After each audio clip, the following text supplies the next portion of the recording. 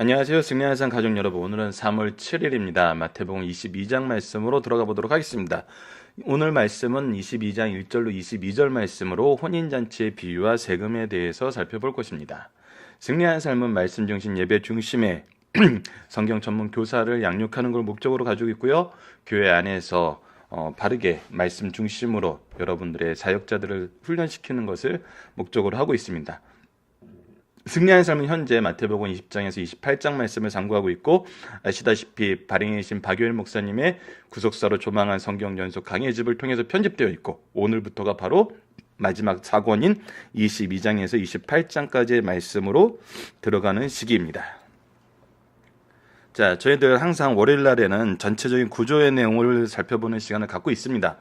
우선 전체적인 내용을 보면은 마태복음 1장 4절에서 16절까지는 예수님의 오심에 대해서 우리가 생각하고 있고, 그 다음에서 3장 1절로 4장 16절까지의 말씀이 세례요한의 만남과 시험에 대해서 예수님의 사역을 준비하시는 것을 보여주고 있습니다. 사역의 시작과 가르침을 통해서 예수님께서 메시아이시고 천국 복음을 얘기하시고, 그 안에서 그것을 증명하시고 그것을 전하게 하시는 내용을 보게 됩니다. 그러면 이것을 전함받은 사람들이 어떤 것이 있느냐? 받는 사람도 있지만 거부하는 사람이 있고, 이 안에서 우리의 믿음이 연약해지는 모습이 드러나고 있습니다. 하지만 예수님께서는 이 거부와 연약함을 계속 견디시고 가지고 어디로 가시냐면 예루살렘으로 올라가셔서 그 안에서 부활의 죽음에 대해서 계속적으로 가르쳐주고 예수님을 통한 구속사를 우리에게 분명히 소개하고 있습니다. 그리고 마지막, 이제 저희들이 지금 현재 상고하는 이 부분에서는 이제 마지막 사역을 통해서 하나님의 뜻과 이것을 잘못 이해하고 있고 거부하고 있는 유대인에 대한 심판도 얘기하고 있고, 죽음과 부활에 대해서도 얘기하고 있으며 재림에 대해서도 얘기하고 있고, 그 이후에 지금 현재 이 부분은 실제로 예수님께서 고난당하시고 죽으시고 부활하신 내용이 기록되어 있습니다. 그리고 마지막 부분에 어떤 내용들이 있냐면 바로 부활하셔서 제자들을 팔송하시고 함께 계신다는 임마누엘의 약속이 있습니다. 그래서 임마누엘로 오신 예수님은 우리에게 임마누엘의 약속을 성령을 통해서 이루어 주시고, 이것은 지금 현재 우리에게도 동일하게 진행되고 있으며, 우리가 앞으로 하는 사역은 무엇이냐면 바로 예수님께서 하나님의 계획을 이루시고 선언하시고 가르쳐 주셨던 것처럼 우리는 예수 그리스도의 사역을 가르치면서 예수 그리스도의 부활의 소망을 통해서 우리가 구원받는 구원의 자녀임을, 구원받는 백성임을 전하는 일입니다. 그 전하는 일에는 동일하게 유대인들이 나타냈던 것처럼 거부가 있고 또 받아들임이 있으면서 동시에 우리들도 약한 믿음으로 인해서 넘어질 때가 있습니다. 그것을 이겨낼 수 있는 근거가 바로 예수님께서 우리에게 주신 기도의 능력이고 승리의 선언이고, 이 모든 것은 예수님을 통해서 이루어졌음을 우리가 보고 이 길을 갈 수 있게 되는 것입니다. 그래서 예수님이 다시 오실 때까지, 재림하실 때까지 우리는 이 사역을 통해서 예수 그리스도의 제자로서의 삶을 살게 되는 모습을 마태복음은 전체를 통해서 소개하고 있습니다. 죄송합니다. 그래서 이번 주에 살펴볼 말씀은 비다시 부분으로 저희들이 마지막 사역과 죽음과 부활에 대해서 나타나고 있는 모습인데, 전반부는 우리가 지난주와 연결돼서 상고하는 모습으로 표적 안에 있는 종말론과 거절에 대해서 살펴보고 있습니다. 그 안에 오늘 얘기하는 혼인잔치의 비유와 세금 내는 문제에 대해서 얘기했고, 그걸 계속 예수님에 대해서 심판하는, 시험하는 그 내용으로 부활 이후의 결혼 논쟁과 가장 큰 계명이 무엇인가에 대해서 얘기하고 있습니다. 이것을 통해 예수님께서 누구의 자손인지 설명해 주시고, 잘못된 이 이후에는 더 이상 논쟁이 일어나지 않습니다. 예수님을 올무에 걸리게 하려고 시험하려고 했던 그 문제들에 대한 질문은 이제 여기서 끝나게 되고, 앞으로는 무엇이 되냐면 예수님께서 잘못된 것에 대한 지적과 그 잘못된 것을 책망하시면서 이것을 고치도록 인도해 주십니다. 그리고 나서 마지막에는 주님의 재림에 대해서 가르쳐주는 말씀, 굉장히 중요한 말씀입니다. 이 내용을 우리가 바로 이해하지 않으면 부활의 소망을 가지고 있는 삶의 우리 신앙의 모습을 잘못 이해할 수 있어요. 이 잘못 이해하는 부분에 오늘 이 혼인잔치의 비유까지 연결되는 세 가지 비유, 즉 큰아들과 작은아들, 즉 처음에는 순종하였으나 나중에는 불순종하는 아들의 모습, 처음에는 거절하였으나 나중에는 순종하는 모습의 아들을, 이 모습과 포도원의 모습, 포도원 하인들의 모습, 그리고 오늘 천국잔치에 초대된 모습, 이 내용을 통해서 우리가 공통적으로 드러나는 특징이 있습니다. 특히 천국은 마치라고 이렇게 시작하는 20장 1절의 포도원 말씀하고 비교해서 오늘의 혼인잔치의 비유는 우리에게 중요한 신학적인 기준을 제시해주고 있습니다. 그것이 무엇인지 오늘 말씀을 통해서 우리 함께 상고하는 시간을 갖도록 하겠습니다. 그래서 이번 주 말씀은 월요일 오늘 말씀이 혼인잔치의 비유와 세금 문제, 내일 말씀이 부활 이후의 결혼에 대한 논제, 수요일 날 말씀이 가장 큰 계명과 그리스도가 누구이신지, 그리고 목요일 날은 그릇된 교사들을 책망하신 예수님의 모습, 11일 금요일 날은 예루살렘 멸망과 재난의 징조에 대해서 얘기하고 있으며, 우리가 이번 주 이 말씀을 통해서 묵상해 볼 내용은 우리가 천국 백성으로 그리스도인으로 산다는 것은 어떤 삶인지, 우리의 신분은 이미 하나님 나라의 백성의 신분으로 변화되어 있어요. 이 신분으로 산다는 것은 어떤 삶일까요? 순종의 삶입니다. 오늘 말씀에서 죄송합니다. 오늘 말씀에서 드러나는 순종의 모습이 무엇이고 이 순종의 대상이 무엇인지, 굉장히 중요한 것은 바로 이 순종의 대상에 대한 겁니다. 이 대상에 대해서 순종해야 될 이유는 무엇인지, 이것을 우리가 오늘 상고해 봄으로써 이 순종하는 삶이 무엇인지 다시 한번 묵상해 보는 시간을 갖도록 하겠습니다. 자, 본문 말씀을 하나하나 보도록 하겠습니다. 혼인잔치의 비유와 세금입니다. 마태복음 22장 1절로 22절 말씀입니다. 자, 예수께서 다시 비유로 대답하여 이르시되, 예수님께서 무슨 내용에 대해서 지금 비유로 얘기하고 계시냐면, 예수님의 권한이 어디서 나왔냐는 그 말씀에 대해서 예수님의 권한을 세례 요한의 세례와 비교해서 설명하시고 그들에게 대답을 요구하십니다. 그 요구하시는 근거는 뭐냐면, 너희들이 세운 제도와 너희들이 세운 기준보다 더 분명한 기준은 누구다? 하나님의 기준이라는 거예요. 하나님께로 온 사람은 하나님께로부터 온 사람이 보이는 하나님의 증표가 있다는 거예요. 진실에 대해서, 진리에 대해서, 하나님의 능력에 대해서 모든 것이 증명되었고 이것은 모든 사람들이 받아들이고 있는 거예요. 그래서 예수님의 자격에는 하자가 없어요. 세례 요한의 사역은, 예수님의 길을 준비하는 사역은 바로 이 부분까지 연결되어 있음을 우리가 볼 수 있었습니다. 그리고 나서 예수님께서 무엇을 얘기하냐면, 오히려 너희들이 순종하지 않는 그 모습에 대해서 예수님은 하나님의 말씀과 하나님의 기준으로 우리에게 설명하고 있어요. 첫 번째는 처음에는 순종한다고 얘기해놓고 순종하지 아니하는 아들과 순종하지 않겠다고 얘기하고 회개하고 순종한 아들의 모습을 통해서 너희들이 먼저는 순종한 자가 되었는데 나중에는 거절한 자가 됨으로써 오히려 창기와 세리들이 이 은혜를 받았고 너희들이 그보다 못하다는 얘기를 해줬어요. 그리고 포도원 비유를 통해서 하나님께서 모든 것을 준비하시고 모든 것을 계획하시고 모든 질서를 세우신 곳에서 너희들이 그 은혜를 누리면서 일하고 있는데, 그분의 권속으로 생활을 하고 있는데, 너희들이 이제 무엇을 거절하기 시작하면 내가 받은 은혜가 하나님의 것으로 인정하기 싫어서 내 것으로 만들기 위해서 하나님이 세우신 질서를 거절하고 하나님의 사람들을 핍박하고 하나님의 종들을 핍박하고 그 아들을 죽이는 데까지 갔던 이 얘기를 한 다음에 그와 연결돼서 혼인잔치의 비유를 우리에게 얘기해 주고 있습니다. 그래서 처음에 시작은 천국은 마치, 하나님 나라는 어떤 곳이냐면 자기 아들을 위하여 혼인잔치를 베푼 어떤 임금과 같으니, 우리는 모두 예수 그리스도의 신부예요.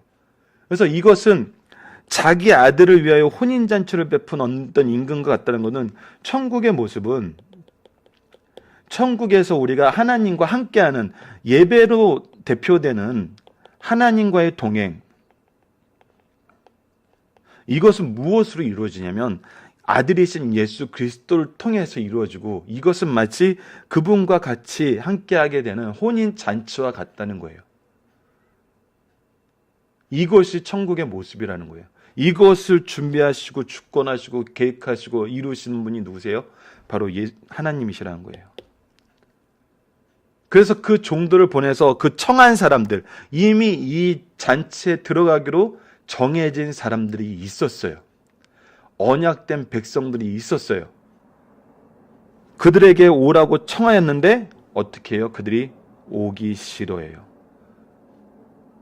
예수님과 이제 하나 되는 주빈으로 초청을 받았는데 오기 싫어해요. 왜 오기 싫어해요? 자, 다시 한 번 거절했을 때 하나님이 끝내시는 게 아니라 계속 자기 종들을 보내세요. 다시 다른 종들을 보내면 이르시되 청한 사람들이 이르기를 내가 오찬을 준비하되 나와 소와 살찐 짐승을 잡고 모든 것을 갖췄으니 혼인잔치에 오소서 하라 하였더니 그들이 돌아보지도 않고 한 사람은 자기 밭으로 가고 한 사람은 자기 사업하러 가고 그 남은 장들은 종들을 잡아 모욕하고 죽이니라. 우리 이미 다른 연결된 복음서에서 얘기했던 것처럼 결혼해야 돼요. 나 소를 사야 돼요. 내 밭에 일하러 가야 돼요. 내 사업하러 가야 돼요. 거절하는 이유가 뭐예요? 거절하는 이유. 오기 싫어하는 이유가 바로 내가 가진 것입니다. 내가 가진 것. 근데 이 내가 가진 것이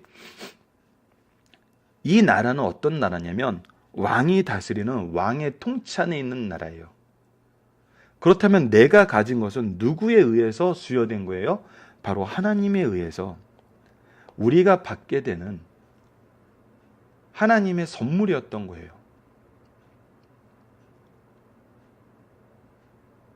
우리가 데나리온 비유에서도 얘기했다시피 데나리온은 하나님이 약속한 어떤 은혜의 하나예요. 은혜의 상징이에요. 하지만 더 핵심적인 은혜는 뭐냐면 이거는 부수적인 은혜예요. 데나리온은. 핵심적인 은혜는 뭐냐면 그가 나를 그의 포도원으로 초청하였다. 어떻게? 어떤 기준도 없이 찾아오셔서. 즉 구원의 초대를 받은 거예요. 그래서 그 안에서 거하면서 내가 힘써 일하는 즐거움을 얻는 거예요. 분명히 노동에 대해서 얘기하지만 성경에서는 일하는 거를 얘기하지 일하지 않고 놀고 먹는 게 축복이라고 얘기한 적 없어요. 그건 하나님의 방법이 아니에요. 하나님은 태초부터 지금까지 앞으로 영원토록 일하는 것을 가르쳐주세요. 일하는 속에서 얻게 되는 하나님의 은혜를 얘기하세요. 그런데 이들은 하나님께서 일하게 하시고 하나님의 부르심을 받은 것이 중요한 게 아니라 그 안에서 받게 되는 작은 은사에 대해서 자기의 기준을 세우고 자기의 절대가치를 세우고 오히려 이것을 통해서 무엇을 해요? 주인이 악하다고 비난하는 것을 볼 수 있었어요. 20장 말씀에서 나타났던 겁니다. 지금 이 사람들의 모습도 동일하다는 거예요. 주인이 주고 임금이 우리에게 허락하셨던 그것 때문에 본질이 되고 핵심이 되는 이 혼인 잔치를 거절해요. 거절하는 거에서 끝나는 것이 아니라 그들을 잡아 모욕하고 죽이는 데까지 일어나요. 하나님의 기준과 하나님의 질서를 철저하게 거절하고 그를 무시하는 거예요. 그 나라 백성이 되었는데, 그 나라 백성으로 살고 있는데, 이에 대한 분명한 심판이 선언됩니다. 임금이 노하여 군대를 보내어 그 살인한 자들을 진멸하고 그 동네를 불사르고, 결국 마지막 때가 되면은 하나님의 심판은 분명히 있다는 거예요. 우리가 하나님의 질서와 하나님의 계획을 구속사를 바로 이해하지 못하면은 마지막에 있는 것은 심판뿐이라는 거예요. 하지만 구속사를 이해해서 우리가 받게 되는 은사는 바로 구원이라는 거예요. 천국 잔치라는 거예요. 이곳에 있는 은혜의 풍요로움은 내가 가지고 있는 것과는 비교가 안 된다는 거예요. 이 세상에서 내가 잠시 누리던 거하고 비교가 안 된다는 거예요. 이에 종들에게 이르되 혼인잔치는 준비되었으나 청한 사람들이 합당하지 아니하니. 하나님의 초청은 언제나 옳아요. 하나님의 이루심은 언제나 선해요. 그런데 그것을 받아들이는 자들이 죄로 인해서 합당하지 않게 되는 거예요. 내 거리 길에 가서 사람을 만나는 대로 혼인잔치에 청하라는데 이제 더 큰 이 은혜가 이제 누구에게로 확대가 되냐면 이것을 거절하자 이것이 모든 사람들에게로 확대되는데 누가 봐도 자격이 없는 사람에게까지 확대돼요. 이것이 하나님의 은혜예요. 이것이 구속의 은혜가 우리에게 오게 된 하나님의 방법이었어요.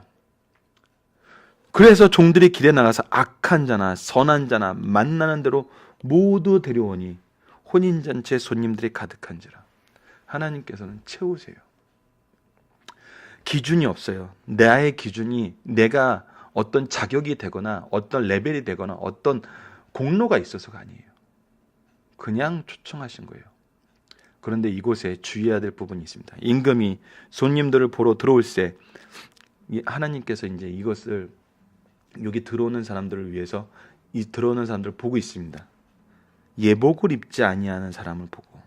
자, 이 예복에 대해서 이제 성경에서 얘기한 구절을 보면 계시록 19장 8절 말씀을 하나 들어볼 수 있습니다. 이것이 이제 우리가 이 본문을 이해하는데 어느 정도 기준을 제시해 줄 수 있어서 소개를 해드릴게요. 그에게 빛나고 깨끗한 세마포 옷을 입도록 허락하셨으니 이 세마포 옷은 성도들의 옳은 행실이라 하더이다.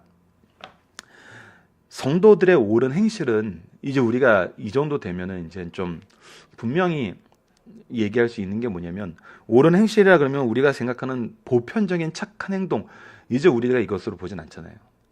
마태복음을 통해서 우리가 알게 되는 거예요. 옳은 행실은 철저하게 하나님 기준인 거예요. 하나님 기준. 하나님의 기준인 것이 옳은 거고 아무리 내가 선한 일을 하더라도 나의 기준인 거는 하나님의 기준과 다르기 때문에 이건 죄가 되는 거예요. 이것이 우리가 소열의 문답 처음에서도 계속 얘기했던 건데 이것을 우리가 기억하지 않고 이것을 이해하지 못하면은 나의 자격은 됐다라고 생각하는 그 잘못된 오류에서 벗어나질 못하는 거예요. 이게 유대인들의 가장 큰 실수거든요. 이 정도 섬기는 것이 하나님을 잘 섬기는 거이고 나처럼 섬기는 것이 하나님을 잘 섬긴다는 거예요. 그래서 나처럼 섬기는 것이 하나님을 잘 섬긴다는 다른 사람들과 오히려 반목하고 싸우고 있는 것이 지금 유대인들의 모습이었어요. 하나님의 가치가 충돌할 수는 없어요. 하나님의 가치를 자기 뜻대로 해석한 사람들의 가치가 충돌하는 거예요.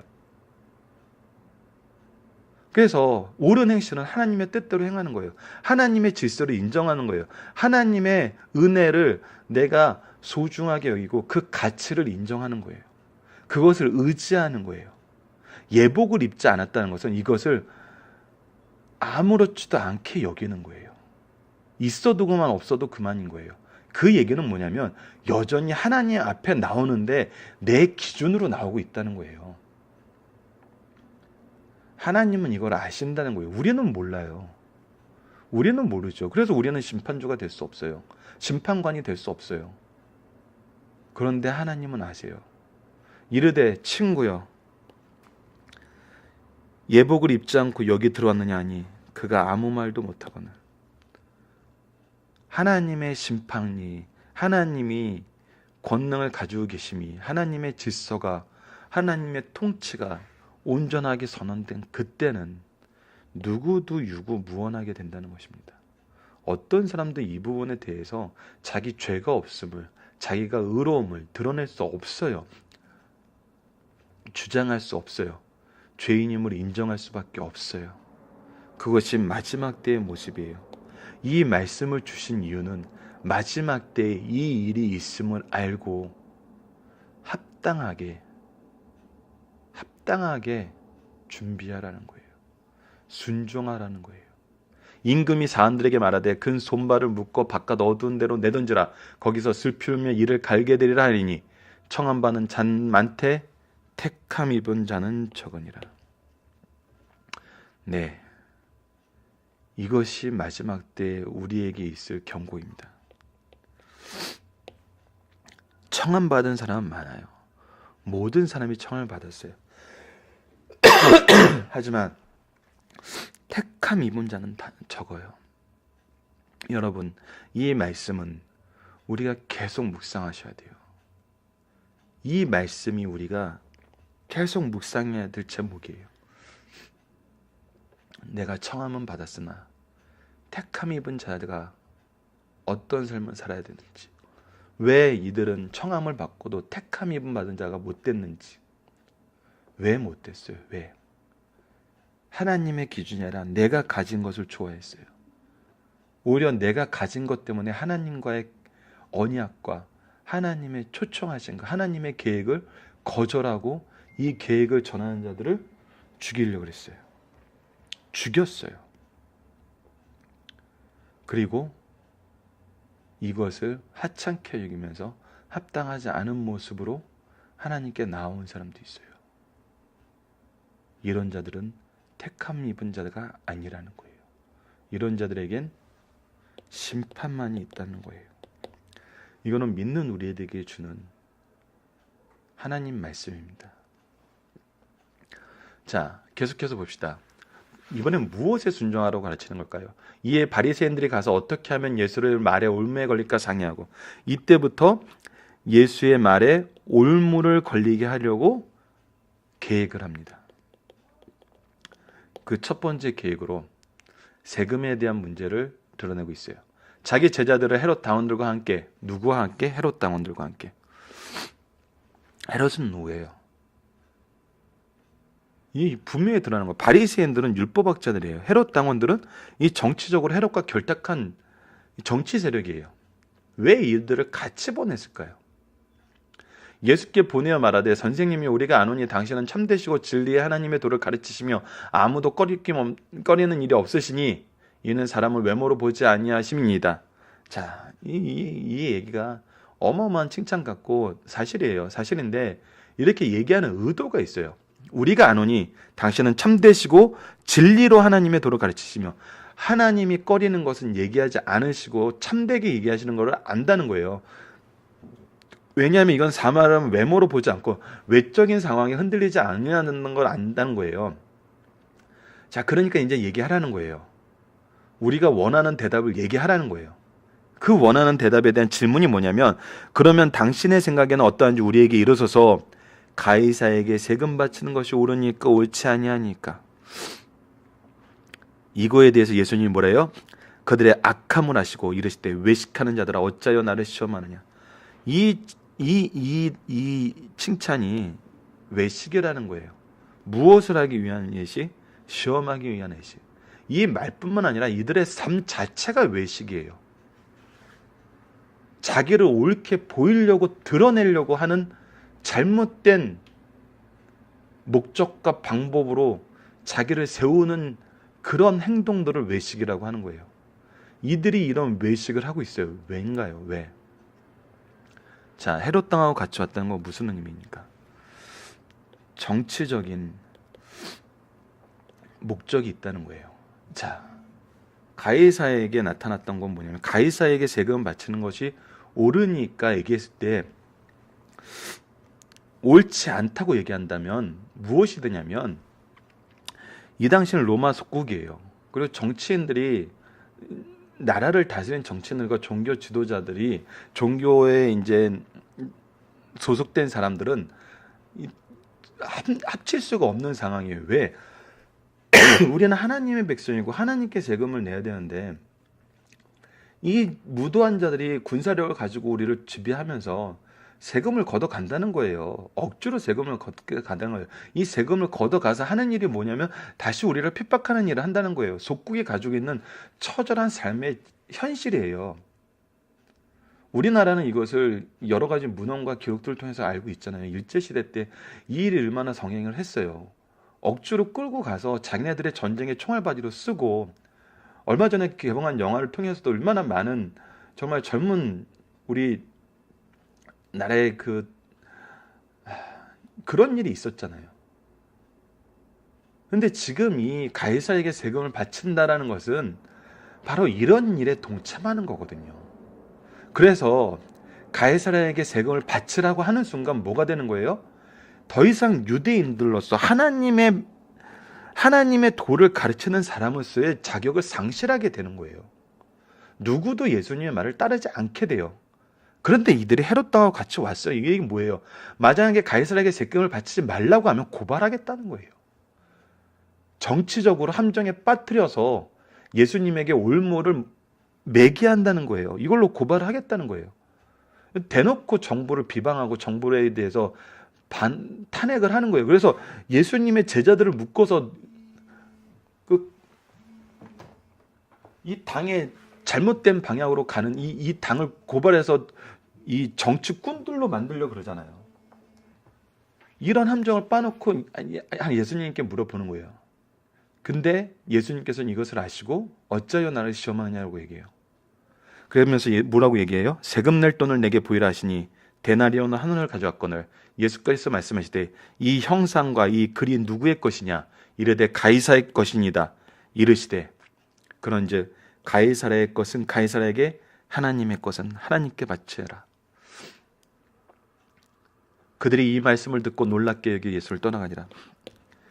너희들이 지금 현재 어떤 질서에서 어떤 것을 가지고 무엇을 하면서 살고 있느냐는 거예요.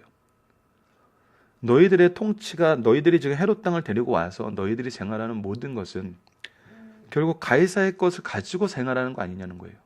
너희들이 그렇게 생각한다면 그거는 그에게 바치라는 거예요. 하지만 더 중요한 것은 무엇이냐면 하나님의 것까지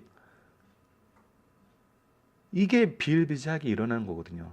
내가 이렇게 살게 한 것은 하나님 탓이라는 거예요. 그래서 내가 이것을 하는 것 때문에 하나님께 바로 순종하지 못한다는 거예요. 그건 잘못됐다는 거죠. 하나님의 것도 온전하게 바쳐야 된다는 거예요. 그리고 이것은 분명히 구분된다는 거예요. 더 나아가서 우리가 구약에서부터 나타나 있는 모든 하나님의 말씀을 통해서 우리가 알 수 있는 것은 모든 것을 다스리시는 분은 하나님이세요. 그래서 로마서 11장 36절에 만물이 주에게서 나오고 주로 말미암고 주에게로 돌아가니이다. 모든 창조와 주권과 마지막을 결정하시는 분, 그것을 모두 다스리시는 분은 하나님이에요. 그래서 가이사라의 주권도 누구를 통해서 나온 거예요? 하나님의 계획에 의해서 나온 거예요. 그것이 죄에 대한 심판으로 이방인들을 들어쓰신 하나님의 방법이 여전히 유효하지만 그 안에서 하나님은 여전히 인간들의 죄와 인간들의 실패와 인간들의 거부를 통해서 무엇을 이루세요? 구속사를 이루고 계시잖아요. 그래서 이것은 하나님이 세우신 허락하신 질서라는 거예요. 그래서 이 권능에 대해서 이 권세에 대해서 하나님을 믿고 하나님의 뜻대로 하나님의 말씀에 순종하면은 이 모든 것이 나중에는 협력하여 선을 이룬다는 로마서 8장 28절 말씀을 우리가 경험하게 된다는 거예요. 그래서 너희들은 하나님의 주권에도 세상 주권에도 순종하라는 거예요. 언제까지? 이 세상 주권이 하나님의 주권을 침해하지 않을 때까지. 누구처럼? 다니엘처럼. 이때 다니엘을 도우신 하나님의 그 역사하심이 우리에게 그대로 역사하기 때문에 두려워하지 말라는 거예요. 걱정할 필요가 없다는 거예요. 이런 것은 논쟁의 거리가 안 된다는 거예요. 왜? 하나님의 주권에 순종하면은 모든 것이 하나님의 뜻대로 이루어지면 우리가 확인하기 때문에. 죄송합니다. 이 말씀을 우리가 자, 그러면은 본문 묵상하기를 통해서 확인해 보도록 하겠습니다. 죄송합니다. 터치가 좀 먼저 나갔네요. 자, 잔치를 준비하신 분 누구예요? 하나님이세요. 하나님이 모든 것을 준비하시고 초청하셨어요. 우리가 이 하나님의 잔치에 어떤 공로도 없고 어떤 자격도 없어요. 그냥 하나님이 다 준비하시고 그냥 초청하신 거예요. 우리 가기만 하면 되는 거예요. 그 초청에 예스라고 응답하기만 하면 되는 거예요. 거듭된 초청에 초대받은 자들이 보여주신 모습은 무엇인가요? 거절이에요. 핑계예요. 그리고 오히려 초청을 하러 온 사람들을 잡아 모욕하고 죽였어요. 그 이유는 뭐예요? 바로 내가 지금 가지고 있는 거예요. 내가 가지고 있는 가치예요. 이것이 나에게 더 중요해진 거예요. 임금은 이 어떤 조치를 취하나요? 진멸하고 심판하시고 이 초청을 확대합니다. 이것이 지금 우리가 이 말씀을 얻게 되는 정말 은혜 중에 은혜가 되는 거죠. 임금은 초청받고 온 자가 무엇이 없으면 심판하시나요? 이것은 무엇을 의미하나요? 예복을 입지 아니한 사람을 보고 심판해요. 이 예복은 하나님의 기준이에요. 하나님의 주권을 인정하는 거예요. 하나님께 순종하는 거예요. 그런데 순종하지 않은 자는, 그 주권을 인정하지 않는 자는, 그 주권을 의지하지 않는 자는, 예수 그리스도의 복음을 거부하는 자들은 이곳에 들어올 수 없어요. 겉모양은 하나님께로 나오는 것처럼 보이지만 하나님은 아신다는 거예요. 인정하지 않고 사는 삶이라는 거예요. 아직도 자기의 기준이 최고인 삶인데 그냥 이쪽으로 온 걸 뿐이에요. 그런 사람들에게는 심판이 있다는 겁니다. 세금 문제로 예수님께 질문한 의도는 무엇인가요? 말의 올무를 걸려 넘어지게 하는 거예요. 그래서 고발하게 하려는 거예요. 세금 문제에 대한 예수님의 답변과 그 의미는 무엇입니까? 하나님의 절대 주권에 순종하는 사람은 이 세상 주권도 하나님이 세우신 걸 알고 순종할 수 있는 데까지 순종하는 거예요. 하나님의 법과 충돌되지 않는 한은, 이것이 하나님이 세우신 질서예요. 이 질서를 인정하지 않는 것도, 그것이 민족주의적 의미든 어떤 합리적인 의미든 민주주의적인 의미든 인권적인 의미든 하나님의 법과 충돌되지 않는 것은 비난할 수 없어요. 이 비난하고 이 상황에 놓인 것을 핑계로 하나님의 주권에 순복하지 않는 것 또한 더더욱 큰 죄임을 우리에게 분명히 가르쳐 줍니다. 자, 예수님의 지상생에서 마지막 일주일간 구속의 성업을 성취하시는 절정에 이르는 주간이다. 지금까지 예수님은 그 출생부터 그의 상, 교훈, 권능을 통하여 자신이 구약에 예언된 메시아임을 분명히 가르치고 입증해 주셨다. 이에 일반 민중은 믿으려 하였으나 구약 성경을 연구하고 가르치며 메시아를 안내하고 소개해야 할 지도급 인사인 제사장, 장로, 서기관들은 자기들이 설정해 놓은 메시아관, 예수관에 예수께서 불일치하자 그를 영접하지 않을 뿐 아니라 오히려 적대시하였어요. 죽이는 데까지 나아가죠. 이러한 상황 속에서 예루살렘에 오신 예수님은 하나님께 기도하고 찬양함으로 예배드려야 거룩한 성전이 당시의 실력자의 안나스 일가의 전용 시장이 된 것을 보시고 과감하게 성결케 하셨어요. 그리고 성전에서 말씀을 가르치셨어요. 젊은 나사렛 목수 예수가 감히 대제사장과 신앙의 원로들을 정죄하고 공격한 것을 버릇없고 불순한 행동으로 볼 수밖에 없었어요. 누구의 기준에? 자기들의 기준에 의해서. 이때 저들은 예수께서 당시 종교법을 위반한 행위로 단정짓고 무슨 권위로 이런 일을 하면 누가 이런 권위를 주었냐고 질문하자 예수께서는 세례 요한의 권위를 대물어 직접 답을 피하시고 저들의 죄를 세 가지 비유를 들어 간접적으로 말씀하세요. 오늘 본문은 세 번째 비유에 해당하는 말씀이에요. 이 비유를 잠깐 우리 다시 한번 복습해 보도록 하겠습니다. 첫 번째, 두 아들의 비유예요. 두 아들의 비유에서는 하나님 아버지를 거부하였어요. 하나는 맏아들 제사장 장로 서기관은 처음에는 하나님의 말씀에 순종할 것을 고백하였으나 실천하지 않음으로 말씀을 거역하고, 둘째 아들 세리가 청년은 처음에는 아버지의 말씀 신앙을 거부하였으나 곧 존중하고 회개하고 순종했어요. 둘째, 포도원 농부 비유예요. 포도원 농부의 비유에서 하나님의 아들을 거부하였으나 그들은 하나님께 은혜를 받고도 특권 의식 속에서 권리를 남용하여 신성한 의무를 태만히 하였어요. 자기들이 이 권리를 소유하고 싶어 했고 신성한 의무를 거부하면서 하나님의 질서에 대항했어요. 또한 불법을 행하며 본의 성자 예수를 거부할 뿐만 아니라 죽였다는 거예요. 셋째, 혼인잔치의 비유예요. 혼인잔치의 비유에서는 성령의 사역까지 거부하였어요. 그래도 용서하시고 성령과 사도들을 통해서 돌아가기를 촉구하였어요. 그러나 이를 거부함으로 엄한 심판이 있다는 것을 예언적으로 비유해 주신 말씀이에요. 여러분들 보면은 언약의 선언에 대해서 얘기하고 있고, 언약에 선언된 그 언약이 성취되는 모습을 얘기하고 있고, 성취된 후의 모습을 얘기하고 있어요. 이 내용은 결국 또 누구에게 적용되는 거예요? 나에게도 적용되는 거예요. 여러분, 이 모습을 우리가 기억하면서 지금 현재 우리의 신앙의 모습을 점검해 보시길 바랍니다. 그 납세의 문제에 대한 그들의 어리석은 질문과 예수님의 지혜로운 답변을 상고한 후 다음에는 우리가 부활의 문제에 대해서 상고하게 됩니다. 자, 첫 번째입니다. 하나님께서 인간을 구원하시기 위해 놀라운 잔치를 준비하셨다는 거예요. 이 잔치는 복음의 잔치예요. 성도는 이 잔치에 참여해 참된 양식과 음료를 마셔야 돼요. 그러나 초청받은 사람들이 잔치에 오기를 사양하였어요. 그들의 이유는 합리적이고 타당했어요. 그러나 주인의 초청에 참여하여 영의 양식을 먹고 교제를 나눈 일보다 더 귀중하고 시급한 일은 이 땅에서 없어요. 근데 혼인잔치에 청함을 받은 자들이 이를 거부하고 있어요. 임금은 종도를 빨리 시내 내거리 골목에 보내어 악한 자나 선한 자, 가난한 자나 몸이 불편한 자를 가리지 말고 혼인잔치에 채우라고 명령하셨어요. 이때 종들은 순종하여 사람들을 초대하여 잔치자리를 가득 채웠어요.